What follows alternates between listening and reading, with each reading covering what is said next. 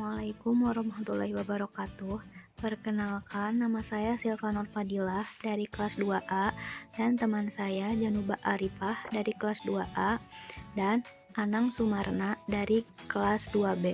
Di sini kami akan merangkan tentang penanganan dan pengobatan penyakit ulkus dekubitus dan kaki diabetik. Patofisiologi krim ulkus dekubitus. Faktor yang berperan dalam terbentuknya ulkus dekubitus memiliki peran yang besar seperti tekanan, gaya geser, gesekan, dan kelembapan. Ulkus dekubitus biasanya terbentuk saat berat badan memberikan gaya ke bawah pada kulit dan jaringan.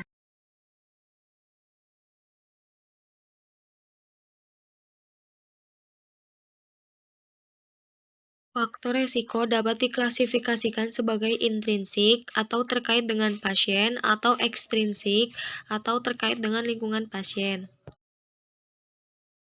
Penyakit kardiovaskular dan berbagai jenis masalah gizi dapat mengganggu suplai oksigen dan nutrisi ke jaringan perifer. Ini adalah bagian tubuh yang rentan terkena ulkus dekubitus. Penanganan ulkus kaki dekubitus, menjaga permukaan kulit, cukupi kebutuhan kalori dan protein, jangan menggosok luka terlalu keras, ganti posisi setiap 1-2 jam, pakai alas berupa guling atau bantal. Patofisiologi salep kaki diabetik. Ulkus kaki diabetik terbentuk dari berbagai mekanisme patofisiologi dan neuropati. Selain neuropati, komplikasi diabetes yang lain adalah vaskulopati baik pada mikrovaskular maupun makrovaskular. Ini adalah hubungan neuropati, vaskulopati, dan trauma pada patofisiologi terbentuknya UKD. Neuropati perifer merupakan faktor predisposisi yang paling awal muncul. Fungsi autonom menyebabkan perubahan aliran mikrovaskular. Ini adalah gambar deformitas pada kaki diabetik. Di samping neuropati perifer, angiopati diabetika merupakan faktor paling menyebabkan morbiditas dan mortalitas pada penderita. Penanganan infeksi kaki diabetik dilakukan melalui upaya mengatasi penyakit, menghilangkan tekanan beban, menjaga luka agar selalu lembab, penanganan infeksi dan debridemen.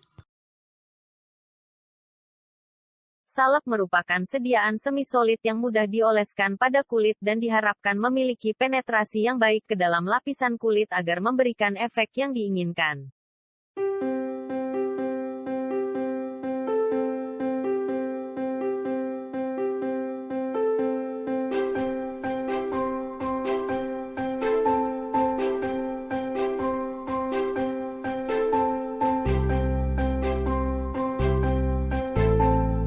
Evaluasi salep kaki diabetik. Pertama, uji daya sebar. Uji daya sebar dilakukan dengan cara menyiapkan alat pengukur dan kaca penutup yang sudah ditimbang diamkan selama 1 menit lalu ukur diameter penyebaran. Tambahkan beban 50 gram diamkan 1 menit catat diameter salep. Terus tambahkan beban 50 gram hingga diameter salep tidak bertambah lagi. Kedua, tes daya lekat salep. Letakkan salep secukupnya pada objek gelas yang telah ditentukan luasnya. Letakkan objek gelas lain di atas salep tersebut dan beri beban sebanyak 1 kg.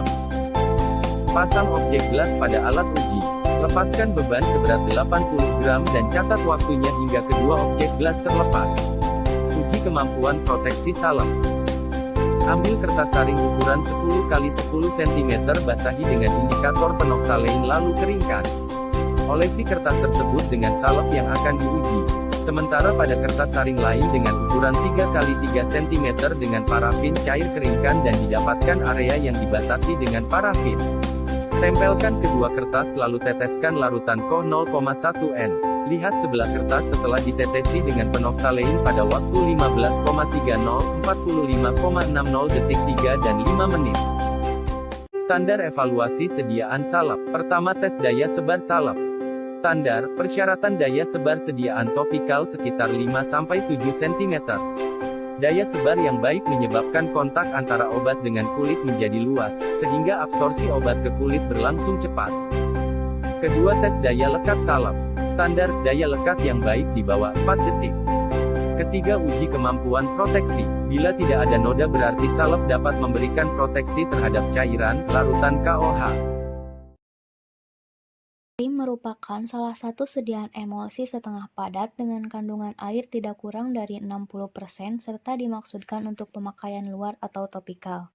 Untuk formula yang digunakan yaitu ketoprofen 2%, lidocaine 2%, aloe vera 0,2%, phenytoin 2%, dan misoprostol 0,00024%, dan vaselin album 5 gram. Untuk pembuatan krim ulcus decubitus yaitu, hitung jumlah tiap bahan yang dibutuhkan lalu timbang dengan sesama bahan yang dibutuhkan. Buatlah campuran A dengan memasukkan ketoprofen, misoprostol, dan aloe vera ke dalam cawan porselen, dipanaskan di atas water bath dengan suhu 60-70 derajat Celcius sambil diaduk hingga homogen. Lalu, buatlah campuran B dengan memasukkan phenytoin, lidocaine, dan vaselin album ke dalam cawan porselen, lalu dipanaskan di atas water bath dengan suhu 60-70 derajat Celcius sambil diaduk hingga homogen. Masukkan campuran B ke dalam mortir, lalu tambahkan campuran A ke dalam campuran B perlahan, dan aduk secara konstan hingga diperoleh massa krim yang homogen. Dan setelah itu, setelah didinginkan, masukkan ke dalam pot dan beri etiket. Untuk evaluasi krim ulcus decubitus, 1. Pemeriksaan organoleptis dengan cara melihat secara visual penampilan, warna, dan bau. Standarnya yaitu melihat kesesuaian pada bahan yang digunakan. 2. Pemeriksaan homogenitas dengan cara menimbang 0,1 gram sediaan dioleskan pada sekeping kaca yang transparan. Standarnya yaitu tidak boleh terdapat bintik-bintik partikel. Yang ketiga yaitu pemeriksaan pH dilakukan dengan menggunakan pH meter. Standarnya yaitu 4,5 sampai 8. 4. Pemeriksaan standar stabilitas fisik menggunakan wadah disimpan dalam lemari es 0 sampai 4 derajat Celcius selama 1 minggu. Setelah itu, dilihat apakah terjadi pemisahan atau tidak. Standarnya yaitu tidak terjadi pemisahan. 5. Pemeriksaan daya tercuci krim. Sediaan ditimbang 1 gram, dioleskan pada telapak tangan, kemudian dicuci dengan sejumlah volume air sambil membilas tangan. Air dilewatkan dari buret dengan perlahan, diamati secara visual sampai tidak ada sisa krim yang tersisa pada telapak tangan. Lalu dicatat volume air yang terpakai. Standarnya yaitu sediaan harus mudah tercuci. 6. Uji daya menyebar, sediaan 0,5 gram diletakkan dengan hati-hati di atas kertas grafik yang dilapisi kaca transparan.